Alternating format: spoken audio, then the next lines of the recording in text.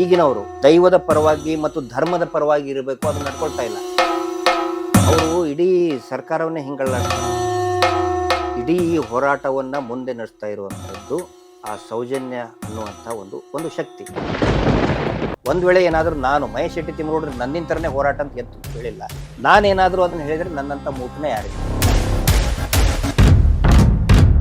ಈ ಹೋರಾಟಕ್ಕೆ ಬಹಳಷ್ಟು ಪ್ರಾಮಾಣಿಕತೆ ಇದೆ. So he is the captain.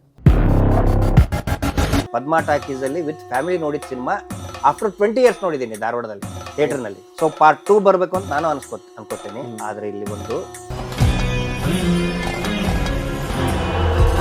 ನಿಮ್ಮ ರಾಜನಾಗಿ ಬೇಡಿಕೊಳ್ತಿದ್ದೇನೆ, ಈ ದೈವವನ್ನು ನನ್ನ ಮಡಿಲಿಗೆ ಹಾಕಿ. ನಿಜ ಜೀವನದಲ್ಲಿ ಅದೇ ವೃಷಭ್ ಶೆಟ್ಟಿ ಅವರು ಆ ದಣಿಗಳಿಗೆ ಹೋಗಿ ಹೊಗಳಿ ಅವರು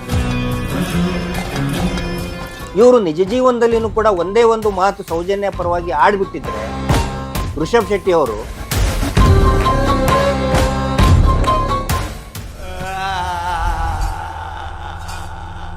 ಸೈಡ್ ಎಲ್ಲರೂ ಕೂಡ ಸೌಜನ್ಯ ಹೋರಾಟ. ಆದರೆ ವೃಷಭ್ ಶೆಟ್ಟಿ ಅವರು ಒಬ್ಬರೇ